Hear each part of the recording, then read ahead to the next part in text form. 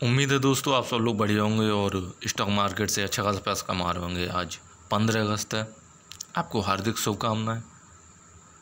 और संडे भी है, कल मंडे को हम बैठेंगे मार्केट में। अगर आप अडानी पावर पे ये वीडियो देख रहे हैं तो हो सकता है आप में से कई सारे इन्वेस्टर्स के पास ये स्टॉक पहले से हो, और लाजमी है ये होना, क्योंकि ये ऊपर से टूटा हुआ स्टॉक है। 84.95 रुपये पर भी ट्रेड कर रहा है। दूसरा कि स्टॉक हो सकता है शायद रिवर्सल ले जाए, तो ऐसे में बहुत सारे इन्वेस्टर ऐसे हैं कि जो बोलते हैं ना, जैसे मुंह धुल के बैठे हैं कि यार बस एंट्री लेना ही लेना है। लेकिन इसके उलट मेरे एक व्यूअर ने लास्ट मेरी वीडियो पे कमेंट किया था कि जो बड़े बड़े ब्रोकरेज हाउस हैं वो बिल्कुल मना कर रहे हैं कि स्टॉक टूट जाएगा, इसमें एंट्री बिल्कुल न ली जाए या स्टॉक से दूर रहा जाए। तो मैं वो उस पैनिक को भी ख़त्म करने की शायद कोशिश करूँगा, अगर आप समझ जाएँ तो, या फिर वो पैनिक सही है कि स्टॉक में बने रहना है या स्टॉक से दूर रहना है, क्योंकि किसी भी स्टॉक में लगा होता है पैसा।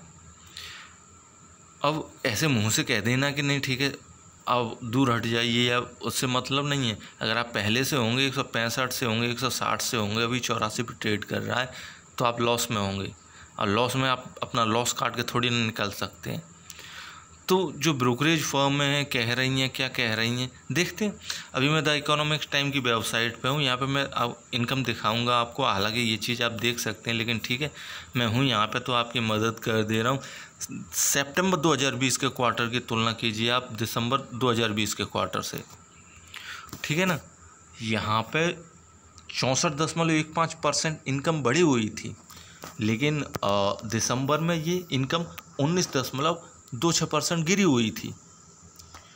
और इसके बाद अगर पीएटी ग्रोथ की बात की जाए तो पीएटी ग्रोथ भी नेगेटिव है ना। तो ये चीज़ें तो आप देख सकते हैं। यहाँ से मोटा मोटा अंदाज़ा इनकम देख के तो ये लगा कि सब कंपनी तो घाटे में है। अब घाटे में जो कंपनी होती है उसके साथ कैसे डील किया जाए वो आप अपने हिसाब से कर सकते हैं। और दूसरा, ये एशिया के दूसरे सबसे बड़े पैसे वाले बंदे की आदमी की कंपनी है, तो घाटा और प्रॉफिट लगा रहता है। मेरे कहने का ये मतलब नहीं कि उस पर विश्वास कर लीजिए, कंपनी पे अब देखिए कंपनी किस तरह से काम कर रही है। अच्छा, इसका शेयर होल्डिंग पैटर्न भी देखते हैं। 31 मार्च 2021 के क्वार्टर की तुलना करते हैं 30 जून 2021 के क्वार्टर से। यहाँ पे जो प्रमोटर्स हैं, ठीक है ना, प्रमोटर्स की जो होल्डिंग है 74.97% 31 मार्च 2021 को, और वही होल्डिंग अभी भी है। मतलब प्रमोटर्स ने अपनी होल्डिंग को कस के पकड़े रखा है। और जो गिरवी रखे हुए शेयर हैं 29.11% से इन्हें घटा के 28.60% पे ले आए। मतलब प्रमोटर्स कोशिश कर रहे हैं, गिरवी रखे हुए शेयर हैं उन्हें भी छुटा रहे हैं, अपनी होल्डिंग पे भी बरकरार हैं, कस के पकड़े रखे हैं। और 70% से ऊपर जब होल्डिंग होती है प्रमोटर्स के पास, तो मान के चलिए कि स्टॉक में दम होती है, ताकत होती है। अब आते हैं कि एफआईज क्या कर रहे हैं। एफआईज ने अपनी जो होल्डिंग है 17.05% से बढ़ा के 17.07% पर ले आई। ये तो अपनी होल्डिंग बढ़ा रहे हैं। अब वो बात करते हैं डीआईज की, तो डीआईज अपनी होल्डिंग 1.56% से, अभी तो यहाँ पे कुछ नहीं दिखा रहा है, कुछ भी नहीं है उनके पास। सेम म्यूचुअल फंड वालों के पास है, म्यूचुअल फंड वालों के लिए यहाँ कुछ नहीं दिखा रहा। लेकिन जो अदर्स में रह गए उन्होंने 6.42% से अपनी होल्डिंग उठा के 7.96% पे लिया। एक एक चीज़ मैंने आपको समझाई। अब यहाँ पे ज़रा देखिए, दोनों चीज़ों को मैच कीजिए कि इनकम इसकी गिरी हुई है, लेकिन एफआईज और प्रमोटर अपनी होल्डिंग पे बरकरार हैं। अब अच्छा ठीक है, इसके उलट आते हैं कि जो ब्रोकरेज हाउसेज हैं वो तो बोल रहे हैं कि भाई स्टॉक से दूर रहिए, और जो चार्ट पे ये प्राइस एक्शन है उसके बेस पे जो कीमतें हैं, क्या कीमतें हैं, कहाँ तक स्टॉक नीचे टूट के रुक सकता है।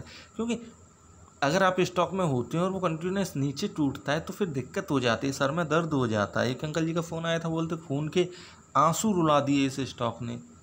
तो स्टॉक मार्केट है, आप जब भी एंट्री लें सावधानी के साथ एंट्री लें, और अपने हिसाब से जब भी स्टॉक नीचे गिरे तो कम से कम लॉस में आप निकल जाएं पहले, दोबारा से जब भी स्टॉक ऊपर चढ़े तो आप कोशिश कीजिए कि एंट्री ले सकते हैं। लेकिन अब ये स्टॉक नीचे काफ़ी टूट गया है। अब देखते हैं स्टॉक कहाँ पर रुकेगा। ये मैक्सिमम प्राइस मूवमेंट है अडानी पावर का। अब देखिए यहाँ पे मैं केवल एक चीज़ ही दिखाना चाहता हूँ कि जब भी कोई स्टॉक अपने हाई पे से टूटता है तो फिर प्रॉब्लम हो जाती है, और कई बार मैं बता चुका हूँ अपनी वीडियोज़ में कि ठीक है, अगर उसमें हल्की फुल्की प्रॉफिट बुकिंग हो रही है तो ठीक है, कोई बात नहीं, स्टॉक दोबारा ऊपर चढ़ जाएगा। लेकिन अगर वो टूट ही गया है तो फिर प्रॉब्लम हो जाती है, और ये स्टॉक के साथ नहीं, कई सारे स्टॉक के साथ होता है। और ये जैसे बोलते हैं बिहेवियर है, रूल है। यहाँ से देखा जाए तो ठीक है, दूसरे स्टॉक्स को देख के स्टॉक ठीक है बॉटम लेने की कोशिश करेगा। यहाँ से मैं कोशिश करूँ तो पहले कीमत बता दे रहा हूँ, शायद 70 या 72 रुपये पे। अब अपने अनुसार आप क्या सोचते हैं ये अलग है, लेकिन ऊपर से जब नीचे स्टॉक टूटता है तो मेरे हिसाब से स्टॉक दोबारा से अपना बॉटम लेने के बाद रिवर्सल लेता है। अब देखते हैं इसका 1 साल का प्राइस, स्टॉक ने कितनी तेज़ी से रफ्तार पकड़ी है। कई सारे इन्वेस्टर ने अच्छा खासा पैसा बना लिया होगा इसमें से, लेकिन अगर हालिया एंट्री ली है आपने और फिर स्टॉक में फंस गई तो वो प्रॉब्लम कर जाती है। क्योंकि 38 रुपये पे नवंबर 2020 में ट्रेड करता था, उसके बाद ये 166 रुपये पे पहुंचा। देखिए मेरे हिसाब से ये स्टॉक 80 रुपये 50 पैसे से नीचे नहीं जाना चाहिए, ठीक है ना। जितना टूटना था वो टूट चुका, और 80 रुपये 50 पैसे से ये ऊपर की तरफ रिवर्सल ले लेगा। यहाँ एक बेनिफिट है कि अगर आप नई एंट्री लेना चाहते हैं स्टॉक में या क्वांटिटी इंक्रीज करना चाहते हैं तो धीमे धीमे करके 30% करके आप कर सकते हैं। लेकिन यही कहानी ख़त्म नहीं हो जाती, क्योंकि ये नॉर्मली स्टॉक नहीं टूट रहा। क्योंकि जो न्यूज़ वगैरह आई थी स्कैम वगैरह, और इन्वेस्टर जिस तरह से डर के निकल रहे हैं, इसके लिए जो अगला पॉइंट है कि ये यहाँ यह कह सकते हैं कीमत है कि स्टॉक कहाँ पे आके रुक सकता है, तो वो 54 रुपया है। अब देखिए मैंने दोनों कीमतें आपको बताई हैं। स्टॉक ऊपर से नीचे आएगा इन दोनों कीमतों के बीच, या तो पहली जो मैंने कीमत बताई वहाँ से, या जो दूसरी कीमत बताई यहाँ से स्टॉक रिवर्सल ले लेगा।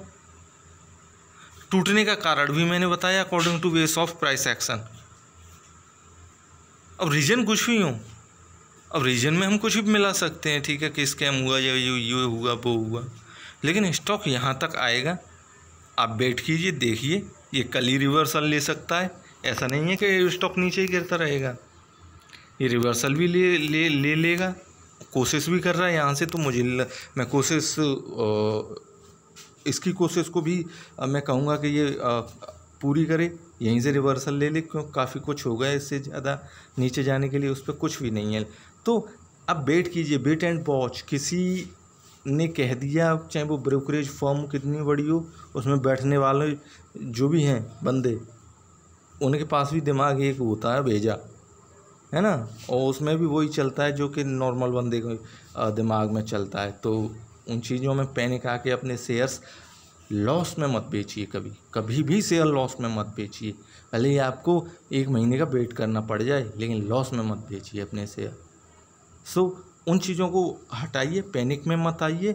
दूसरा कि मैंने आपको दोनों कीमतें बता दी हैं, बाकी मैं ज़्यादा आपको पहले भी बता चुका हूँ, आप वो वीडियो भी देख सकते हैं। और अगर आप नई एंट्री लेना चाहते हैं तो मैंने बताया कि धीमे धीमे क्वांटिटी इंक्रीज कर सकते हैं और यहाँ से एंट्री ले सकते हैं। लेकिन जो ये कीमतें हैं, यही कीमतें स्टॉप लॉस के तौर पे, या इनसे 1 रुपया नीचे, मैं हमेशा 1 रुपया का स्टॉप लॉस रखता हूँ। आप 1 रुपया का स्टॉप लॉस नीचे रख लीजिए। अगर स्टॉक तोड़ देता है उसे तो स्टॉक से बाहर हो जाइए। उदाहरण दे रहा हूँ मैं आपको, जैसे कि मैंने बोला कि स्टॉक में रिवर्सल आएगा 80 रुपया से, ठीक है ना, तो आप 79 रुपये का स्टॉप लॉस रखिए। 30% आप शेयर खरीद रहे हैं, 1000 खरीद रहे हैं, तो आप 300 शेयर खरीद लीजिए और 1 रुपया का स्टॉप लॉस रखिए। अगर स्टॉक ने वो तोड़ दिया तो ठीक है, आपको 1 रुपया के स्टॉप लॉस पे निकल जाएंगे। लेकिन यहाँ से रिवर्सल ले लिया फिर तो आपकी बल्ले बल्ले है। सेम ऐसा ही 54 पे करना है। तो बहुत सारी चीज़ मैंने आपको क्लियर कर दी होंगी और आपकी समझ में भी आ गया होगा। सो वीडियो देखने के लिए थैंक यू और वीडियो को शेयर ज़रूर कीजिए। Thank you very much.